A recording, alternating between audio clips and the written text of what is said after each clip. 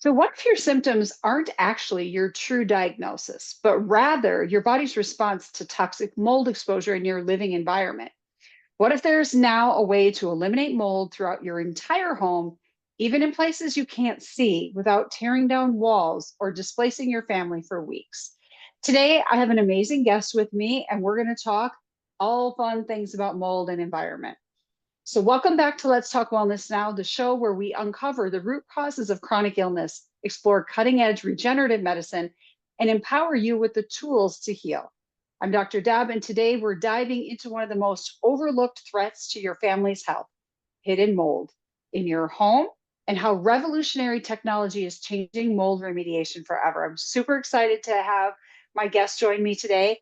Courtney, she's from Pure Maintenance, a company that's completely revolutionizing mold removal with their patented dry fog technology. And if you're someone that suffers from mold or someone you love is struggling with unexplained neurological symptoms like fatigue, brain fog, chronic headaches, respiratory issues, or autoimmune conditions, you don't want to leave this episode. This could be life changing for you. So, as always, grab a cup of coffee, tea, or whatever helps you unwind, settle in, and let's get started on uncovering the hidden environmental factors that could be sabotaging your health. Courtney, welcome to the show. I'm so excited to have you here today. Thank you for having me. So tell us a little bit about who you are and how you got involved in this.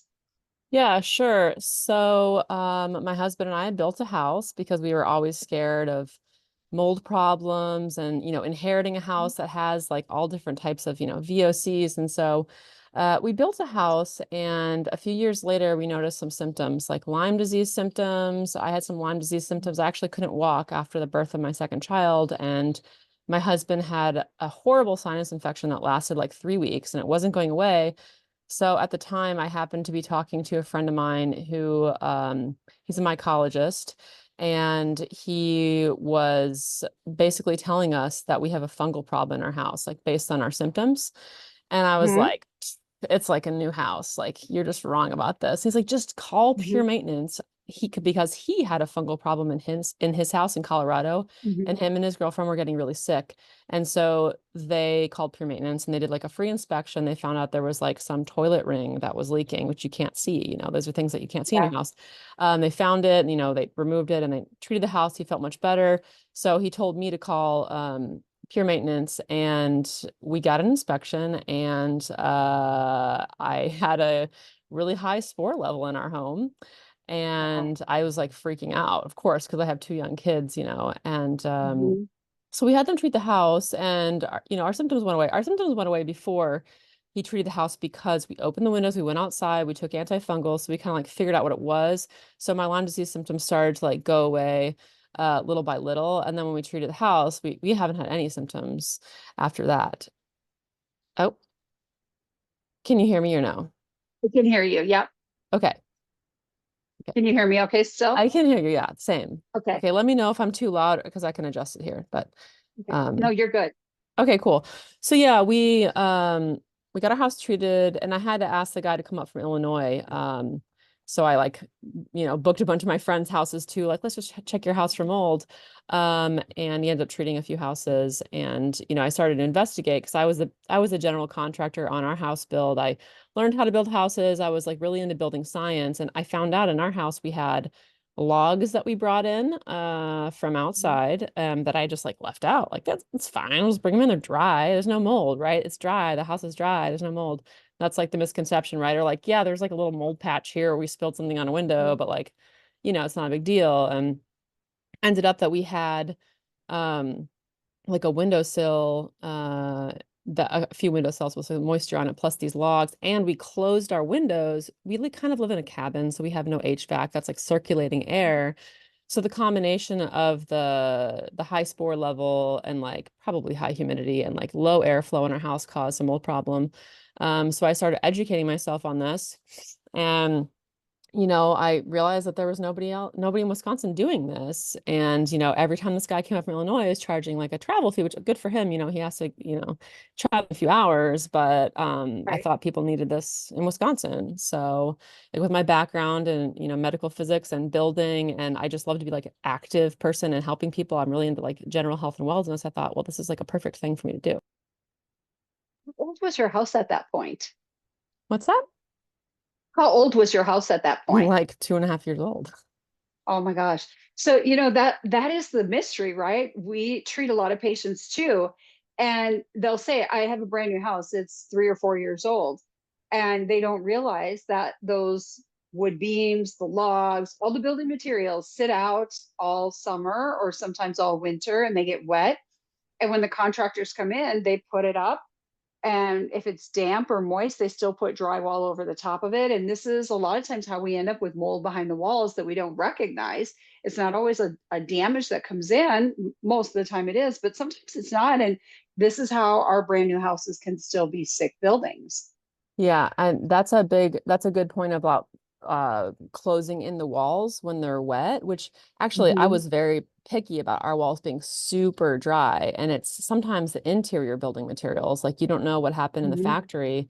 When you get Yeah. into this, you just hear stories. I'm sure you hear stories and stories, like how could my house Yeah. have mold in it? And I was recently in a house that was 7 years old. They've never had any water damage that they know of, like none. It's just Hmm. like it's perfectly dry. And they did an ERMI test because they actually got a blood test for mycotoxins. It was a urine or blood test.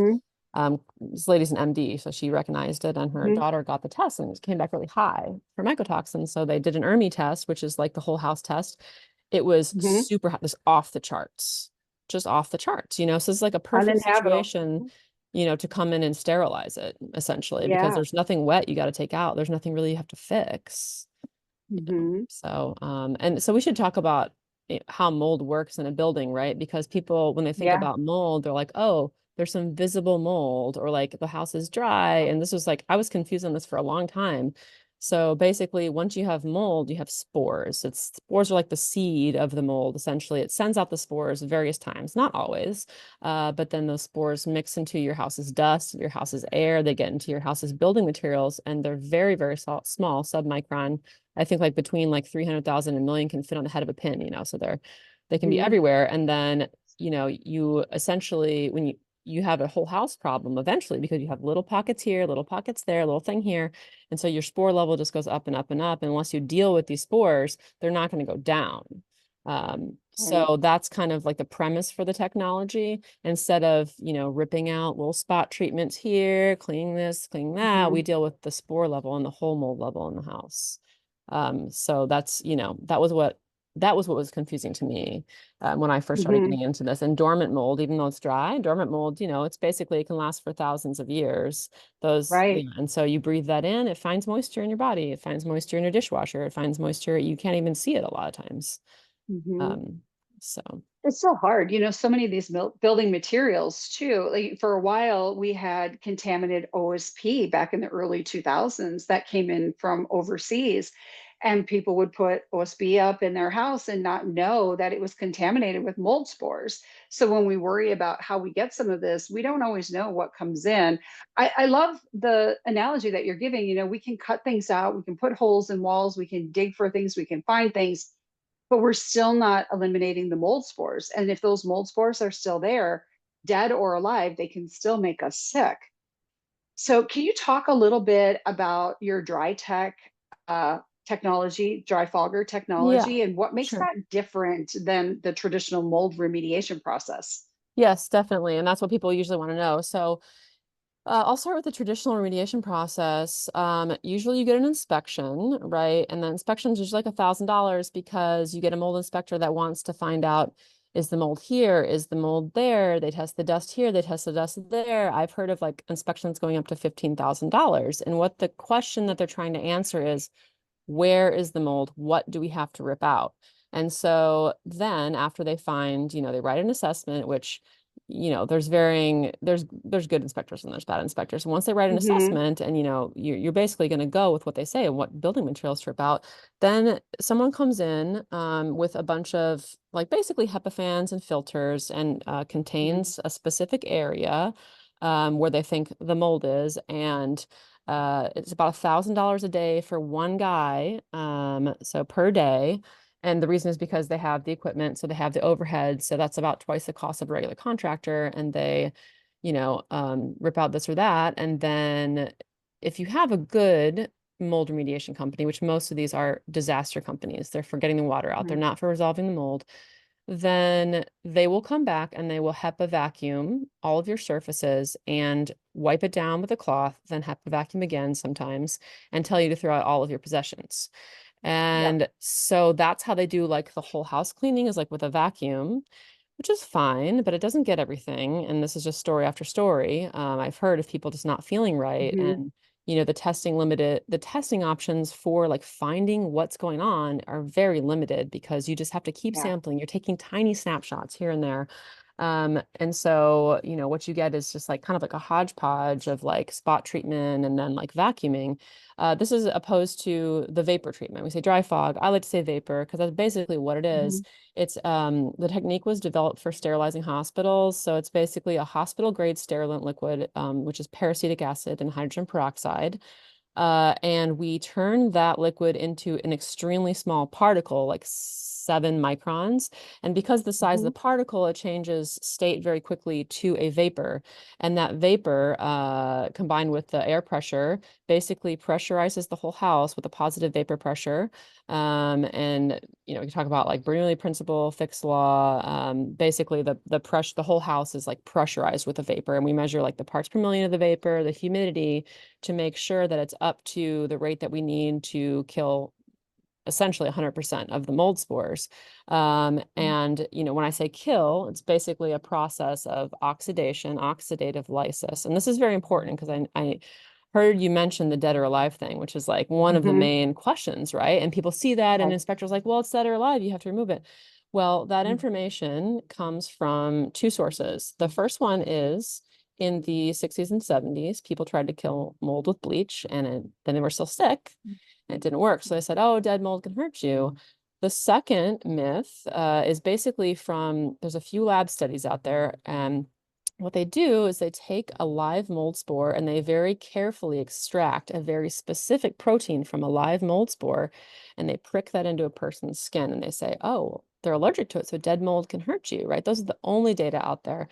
So, these proteins, yeah, I mean, they do spike the allergenic or immunological responses. Mhm. However, that is in opposition to what this oxidative lysis, what the definition is of this peracetic acid that we're using. So if you look at like the EPA labels, microbiology textbooks, there's lots of peer-reviewed studies showing that peracetic acid, the way that it functions, the way that it kills or denatures a spore or a cell is by rupturing the cell wall. This is called lysis, and then unraveling the proteins, all these proteins that they're, carefully extracting and Mhm. picking into people, unraveling that, um, destroying the lipids and the enzymes and metabolites, and interrupting the cell's metabolic processes. The organelles rupture. So it's like a complete obliteration, basically, of the cell. Nobody has tested, like what does an obliterated cell do? But these people are getting better. Mhm. So it's like we can assume that dead mold, in the way that pure maintenance kills mold, does not hurt you. Well, that's amazing. And so when you're using this fogging system, traditional methods are trying to figure out where things are. They often miss what's behind the walls or in the HVAC system and a lot of our porous materials. So when you're doing the dry vapor, can you get to these hidden areas where we may not actually be able to test? That's a great question. So there are limitations of the vapor. It's sterilizing your interior space, right? So anywhere you can imagine a vapor can get, or we say peer maintenance headquarters says anywhere a mold spore can get, the vapor can get. And that's true at the time of treatment. So you can imagine there's spaces like behind a wall that a vapor cannot get. So there's Mhm. two ways that we deal with this or talk about this. The first one is if someone's like super sensitive and we like know there's actually, if we know there's mold behind a wall, we just basically pump the fog back there. We just cut a hole in Hmm. it and just fog it back there. And then I like to talk about diluting your air.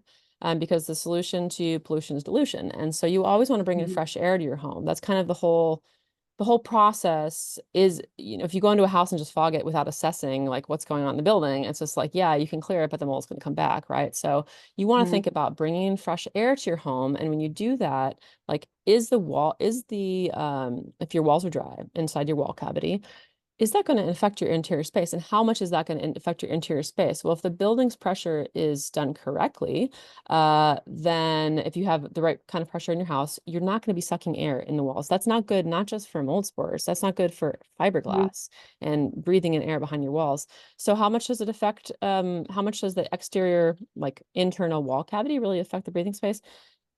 Not that much. And it's in the same way air moves in a house from the basement to the attic. Hmm. The basement affects your airspace so much. Like people are like, oh, it's in the basement. But like Yeah. literally that's your HVAC, your air conditioning and heating system is right Hmm. next to that.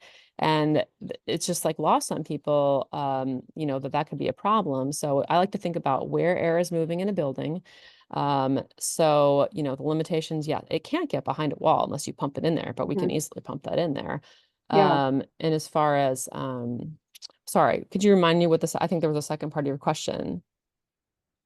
It was how do we get to the hidden areas, Yeah, which how you've to get to the hidden already, areas. yeah. Well, yeah, And so it would then what do be, we do with the HVAC?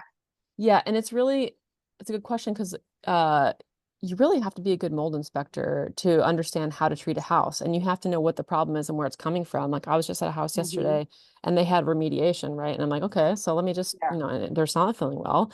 I go in the basement, there's like water all over the floor next to their HVAC. And then I go upstairs and there's I don't know if you know about the houses with the attics that are like next to you. So like usually like if they want to like tear out part of an attic and then finish it and Yeah. then like you'll have an attic. Well, I opened the door from a bedroom. It's like there's an airspace Hmm. there, it's exchanging air. It's like a horror show in that attic. And I'm like, oh my God, like I Hmm. cannot believe that this was not mentioned to these people. Hmm. So it's like you really have to find those areas that the vapor is not going to reach. And that is the job of a good mold inspection and good mold inspector is to really do a full assessment of your house, where it's coming from, like, finding the moisture intrusions essentially, and finding, how your air mixes in your house and how, what's going to affect the residents or not. That is true. So I'm really fascinated by the process that you guys use that doesn't just kill mold, but it also kills bacteria and viruses as well. Yep. I know with mold, we talk a lot in the human body about developing a bacteria for mold called actinomyces. How does killing mold, bacteria, and viruses create a healthier environment for people overall that could be sick from mycotoxin illness or some other kind of issues? Our houses are not quote unquote sterile environments typically, but do you find that by getting rid of all these other bacteria and viruses as well as mold makes a big difference for a person versus us just addressing the mold issue? I mean, that's more of a question for you, I guess. If you've seen people go through, I mean, maybe you haven't seen the pure maintenance technology, and I'm just starting out in this business, but I've heard so many stories of people just getting the treatment and not getting the pure maintenance treatment and not treating their bodies and feeling Mhm. better like right Um, Yeah. me personally in my business, I've had people that their sinus issues went away. They get off their second inhaler. They didn't do anything Mhm. else besides the pure maintenance treatment. So as far as like how it affects people's health, like as far as what I know about mold and health, it is more of a mold can like set off like genetic factors or like Mhm. mold and bacteria, as you mentioned, they can Okay. set off different diseases, and people are like, well, my anxiety and depression isn't from, it's not from mold, but like could Mhm. partially be. It could set off these other Right. diseases. So yes, I Mhm. mean, like you can get out of your body. The Dr. Schumacher of survivingmold.com, he's like, Mhm. the source. A lot of people, you got to get it out of your body. You got to get it out of your house. You can't be living with it. I Mhm. mean, you can take the mold binders and treat yourself, but if you're returning to the environment, it's, Yeah. depending on your sensitivity, certain people have the Yeah. gene, they're more sensitive. Other people Hmm. can be around, high levels of mold and not feel anything. So, Hmm. um, Do you find commercial buildings, are they interested in keeping a cleaner environment? Have you had many commercial buildings interested in using your process? I've had laboratories ask for testing, but as far as commercial buildings, it depends. My understanding, this is my limited understanding of this, they generally hire somebody called an industrial hygienist, and that person assesses the hygiene of a building. And that I know that there are definitely certain businesses in Wisconsin that are very interested in, keeping their building clean. It's obviously would be an amazing source for offices Hmm. because Yeah. people have varying sensitivities to mold. They're there in the building, but Hmm. that's I have limited knowledge of that, to be honest, of, Yeah. if they're interested. I mean, it would be great to see our school systems, our school buildings using a technology like this because so many of our schools are old.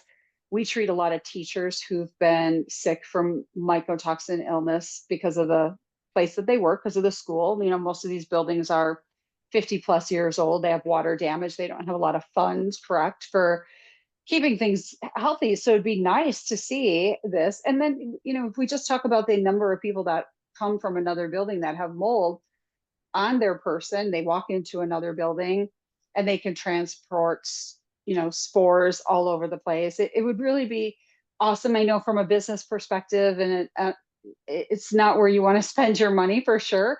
But when you have a lot of people coming in and out, bringing bacterias and viruses, it would have been nice to see somebody during COVID time be interested in using your technology to kill the viruses in their workplace for their people. But I'm sure that didn't happen very much.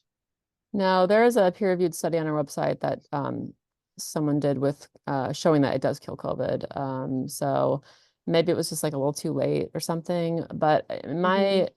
in my experience, many times the schools, dormitories, they don't want, and it's like the board, right? The school board or Right. whatever. They don't want testing done because it's just like, Yep. oh, mold, but they're not aware of the solution, right?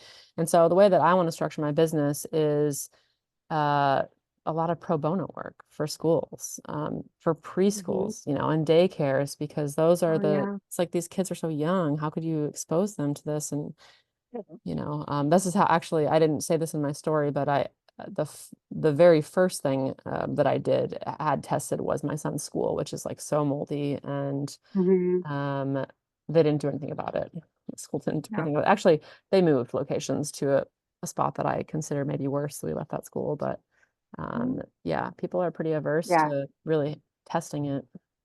Yeah. Well, and they're really afraid. And I understand, like, if you find mold, then their mindset is you can never get rid of it. You have to disclose it. Nobody's going to want to buy your building if it's moldy. But then you're just passing on another sick building to another innocent person instead of fixing the problem. And there are ways that we can kill mold and make the house safe again so people can live in it. And I think there's not enough conversation about that. Yeah, I agree with that. I know. So, tell me, what's the typical time frame from an initial inspection to completely getting a mold-free home that our listeners are probably thinking sounds pretty like too good to be true type thing? Yeah, exactly. So, yeah, the biggest, this is not really what you asked, but I'll get to it. The biggest expense in mold Okay. remediation, the biggest kind of time suck is finding out where the water is coming from, where the Yeah. leak is coming from. So, um, I have a referral from you actually that, she has a bunch of windows in her house that are leaking, and she's like 40 something windows. And it's like when Hmm. mold nowadays is basically we're victims of bad construction. And so, the flashing Yeah, might be wrong of big all of her time. windows. And it's like, yeah, Mhm. I can come in there next week, but it's got to be dry, Mhm. So, the timeline is like, it could be very quick if you don't have any moisture in your house. I mean, it could be like in a few Mhm. days or, a week or so. But as far as, the inspection,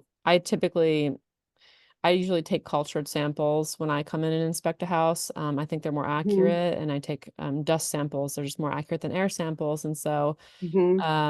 I'll usually that takes about a week to come back. I might do a non-culture sample just so we can see any red flags. So it's like the next Hmm. day, 2 days later, we can just have like a time frame. But if a person already knows they have mold, you can see it. That's like Yeah. internationally recognized that if you have visible mold, then you have mold in your home, so Yeah. that sometimes people just want it. And I just always take the samples before and after, but I can come in, we can come in a few days or a week or something like that. Yeah. And I think we should talk too, like the mold that you're seeing doesn't necessarily have to be black to make you sick. It can be white, it can be green, it can be pink, it can be black, it can be any shade of color. Just because it's not black doesn't mean it's not toxic to you. Yeah, that's right. It depends on the species and actually the substrate that the species is on. So, people think about black mold, but like, what does that even mean? They usually mean Stachybotrys, but there's like Aspergillus niger. So there's like all different colors depending on the species and the substrate. And then, people say, well, is it the type that makes you sick or not? Well, are you allergic to that type? Does your body react to Mhm. that type? And then like past a certain level of mold or mold spores, anybody's going to react. So like if it's like hundreds of thousands, and like a little tiny bit, then Mhm. anybody's going to react no matter what kind of mold it is. Yeah. So, is the dry fog treatment safe for kids and pets and people with chemical sensitivities? Yeah, it's so the product that we use is basically used in the organic farming industry they spray it on the vegetables afterwards, Hmm. to like clean them. And it's essentially like a very strong vinegar and hydrogen peroxide. And after the treatment, it breaks down into acetic acid, which is vinegar, oxygen, Hmm. and water. So extremely safe. So I should mention that there is a second step to the process that most people get, and it's like sort of the standard pure maintenance process. I didn't get the second step in my home because I wasn't Hmm. given enough information by the licensee. But when Hmm. I started the company, I looked into it more and I actually did spray this it's an antimicrobial on the walls, on the surfaces, especially like the windowsills, wet, dry surfaces and Hmm. sinks. And what it is basically it is a carbon and a nitrogen molecule that forms a covalent bond with your surfaces. So it's like you have to sandpaper it off. It's invisible, Hmm. it bonds to your walls, and then it has a positive charge and it attracts negative charged pathogens. So they kind of float around the air and they eventually go and are killed on the surface by these spikes. There's like a million spikes per inch or something. So it's like a mechanical kill of the spores on and bacteria, any pathogens on the wall. So that's called Gold Shield 75, and there's a lot of safety data on it. And as far as like um the situation where I wouldn't use it is in if there's a lot of dust and dirt and grime, because it does Hmm. bond very well. But if it's bonding to Hmm. dust and that dust is going to get in the air, and there's been toxicity studies of Gold Shield, there's like Hmm. 79 studies to show that in its diluted form, which is what we use, it's food safe, it's EPA food safe. Hmm. However, some people don't trust the EPA, and I Right. understand that. And it's like, Hmm. what is this product? It's not something that I know. And like, is it, if it gets in the air, and I'm breathing a ton of it, is it safe? And so I can't personally recommend that people use it unless their surfaces are clean. How soon can families return to their home after treatment's done?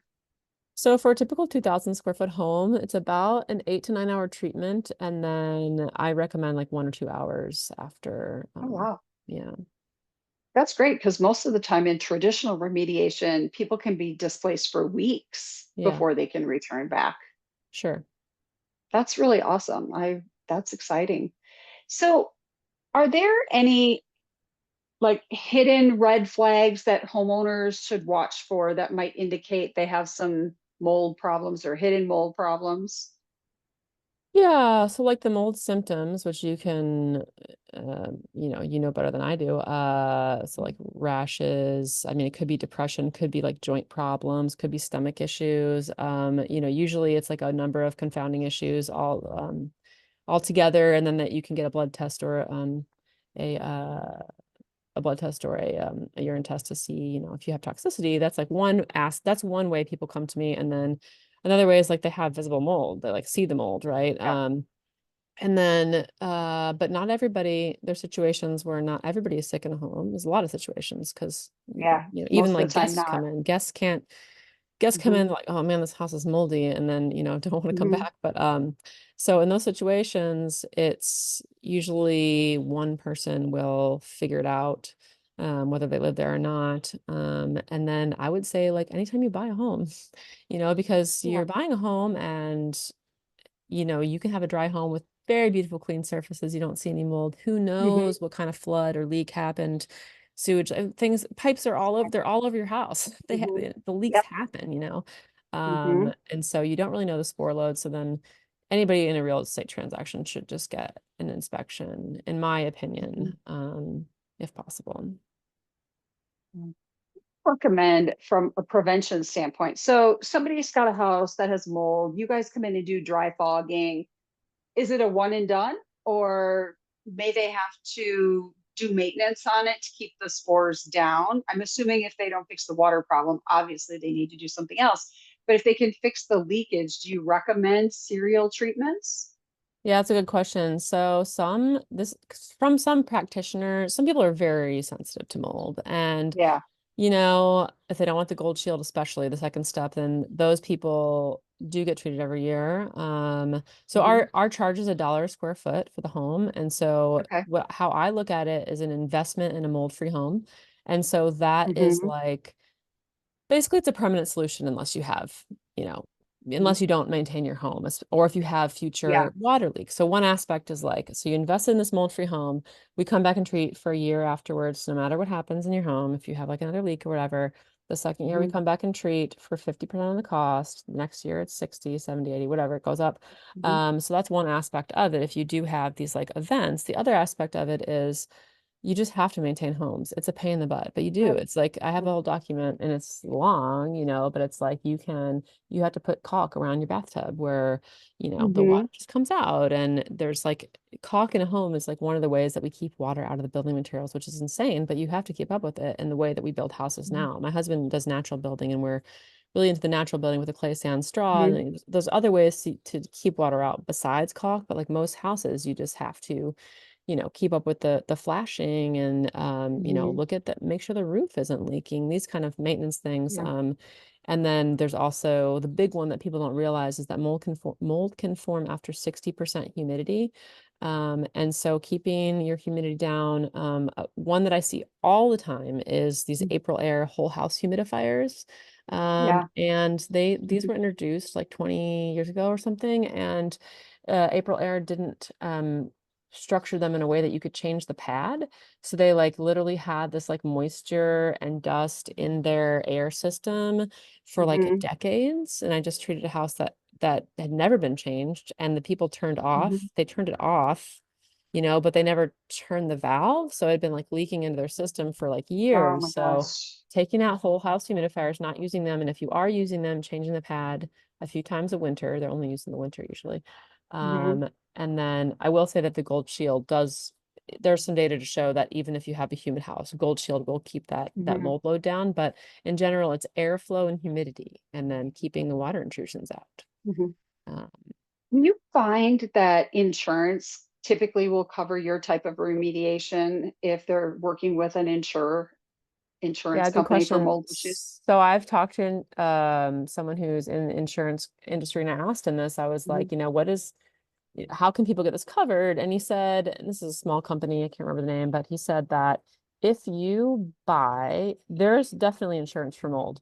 But you have to Mhm. find the right insurance company that offers that type of insurance. So if you want to insure a tractor, you have to find a company that insures tractors, that they Mhm. invest in that type of insurance. So you can find one that will cover more than the standard, which is five to ten thousand Mhm. dollars. And I'll get into that, what that includes. But generally, unless you found that company and you've purchased that beforehand, it's not going to be Mhm. covered, except for $5,000 to $10,000. So what is this $5,000 to $10,000? So this is Mhm. for disaster relief. And so all these companies, you type in mold remediation, these are disaster relief companies. There is a big difference between what they do and what I do. And so this $5,000 to $10,000 usually covers like if there's a flood or like a pipe burst or something, and you're away from the house and a bunch of mold forms or whatever. So you're going to have like these disaster relief companies, they dry everything out. They, usually rip everything out. So it includes the drying out aspect and the mold treatment, which they don't do a good job. Mhm. That's not like their job is mold treatment really. So you have a lot of mold left. So yes and no. If there was some money left over from this $5,000 or $10,000, there's definitely a box Mhm. you can check for fogging, and that it is included. So ideally, it would be better if these disaster relief companies or these traditional remediation companies actually use this technology in combination, um, instead of just one thing or the other. Because I'm not knocking, Mhm. like sometimes demolition is needed to see what's going on, or if Yeah. you have mold, I do demolition if there's mold behind a drywall. There's no behind a drywall Mhm. and it's sandwiched up in between like, drywall and then like a plastic sheet in the back, well, I can't fog that. Mhm. Or if it's like exterior insulation that's really tight back there, you have to remove Mhm. it and get to that. Or if I feel like two materials are sandwiched up against each other, you have to remove one. So my Mhm. personal opinion is to use it in combination with a disaster relief or traditional mediation, and kind of like have a merging of them. So yes and no. Yes and no, it's included. Yeah. So, Pure Maintenance Company has treated over 30,000 homes nationwide, which is amazing. And I'm sure your company sees different things in different areas. Florida is going to be different than the West Coast versus the East Coast versus the Midwest for sure. And your business is located in Wisconsin, but I'm sure as a group and a company you guys chat, do you see any patterns or do you see any patterns locally in the Midwest where we have environmental factors that really make a big difference for people in their homes? Yeah, it's a good question. Well, first, it's 250,000 homes internationally. Ah, So yeah, it's a lot. awesome. Um, but yeah, there's absolutely. And so the differences regionally are going to be basically humidity, and then like wind driven rain. And so those make differences as far as like, there's something called a dew point. And this is if people want to educate themselves about mold, basically, if you bring a can of cold beer outside on a humid day, you're going to get condensation on the can. And that is because when you have water in the air and you have water and warm air, when that air becomes cold, it has to release some of its moisture and into a form of condensation. And so, this is important for how structures are built. And in Wisconsin, being built right in Wisconsin, the wintertime obviously is cold. It's humid indoors in the winter.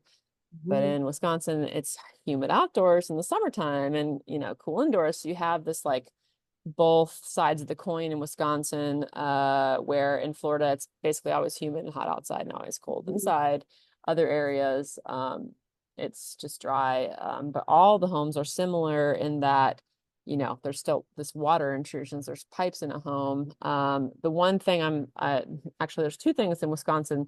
One, I'm very blessed in to not have crawl spaces, not many crawl spaces.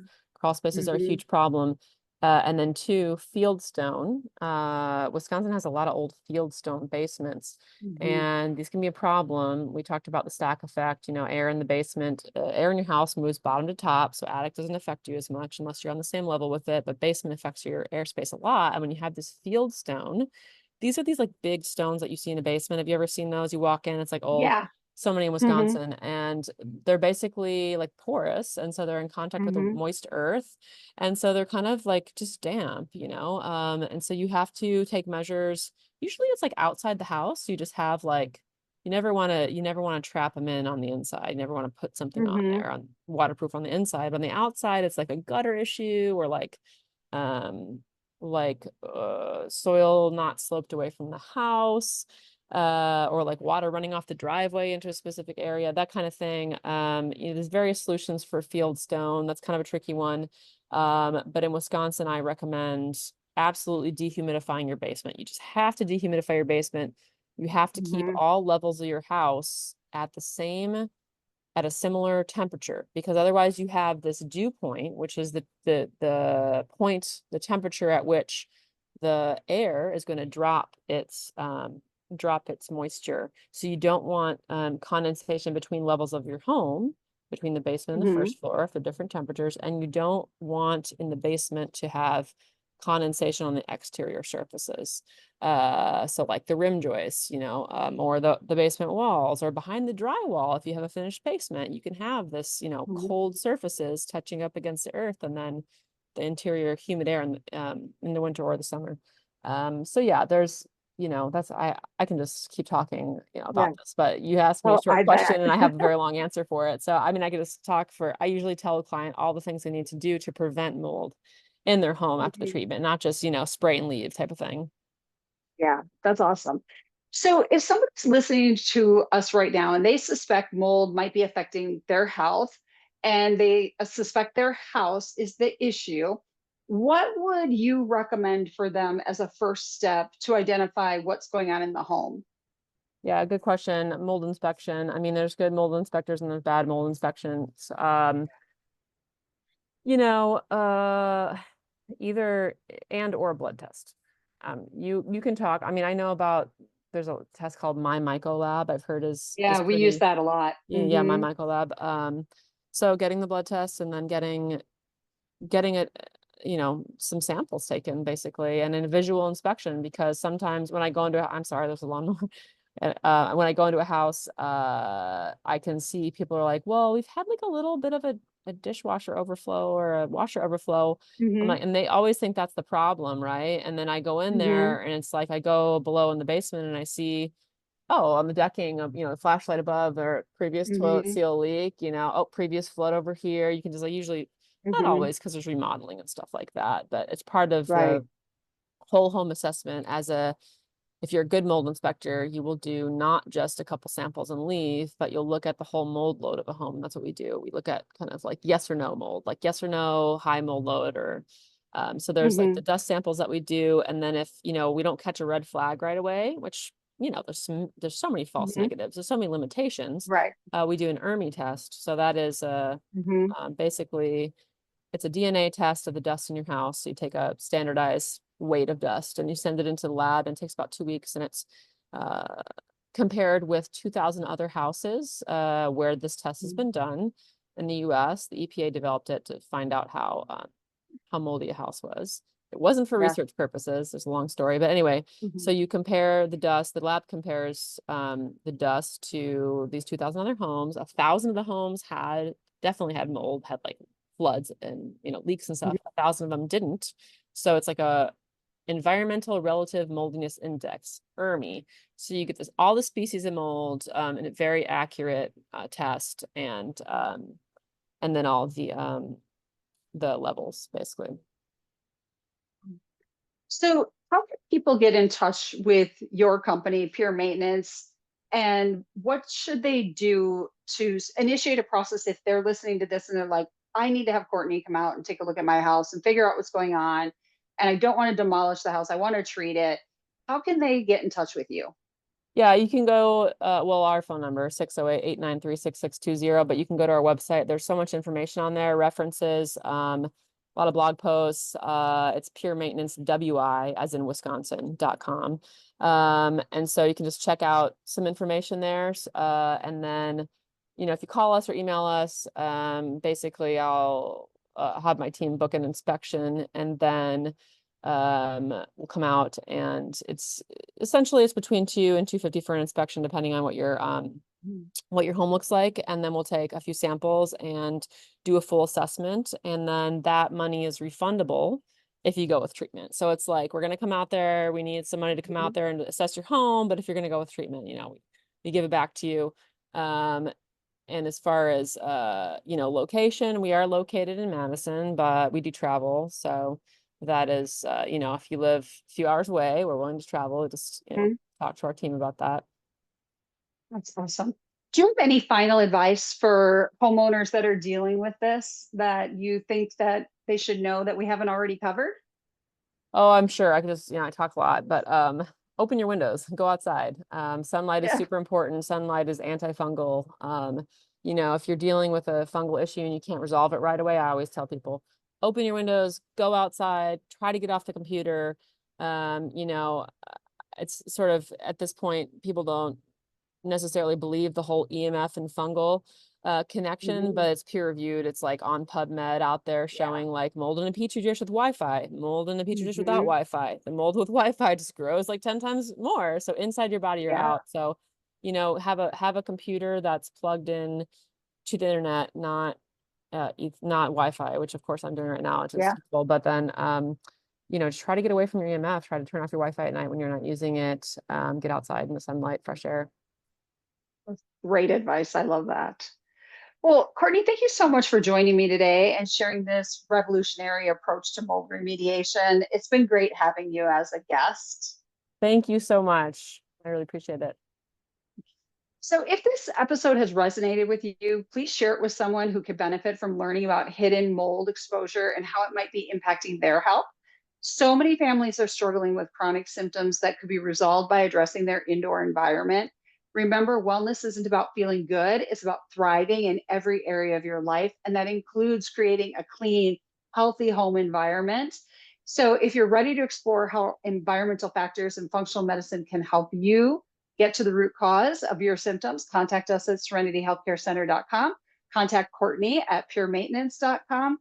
And if you suspect mold at any time might be affecting you, please don't hesitate to reach out to any one of us so that we can help you. Until next time, I'm Dr. Deb, reminding you to take care of your body, mind, and spirit, and your home environment too. Be well, and we'll see you in the next episode. Thank you for listening to the podcast. Let's Talk Wellness Now brings expert insights directly to you. Please note that the views and information shared by our guests are their own and do not necessarily reflect those of Let's Talk Wellness Now, its management, or our partners. Each affiliate, sponsor, and partner is an independent entity with its own perspectives.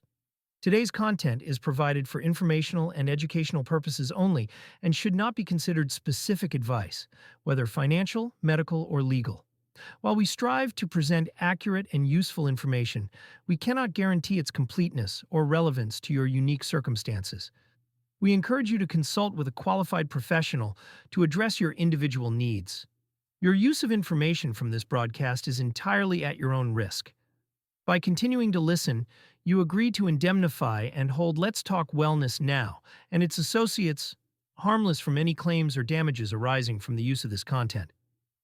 We may update this disclaimer at any time, and changes will take effect immediately upon posting or broadcasts. Thank you for tuning in. We hope you find this episode both insightful and thought-provoking. Listener discretion is advised.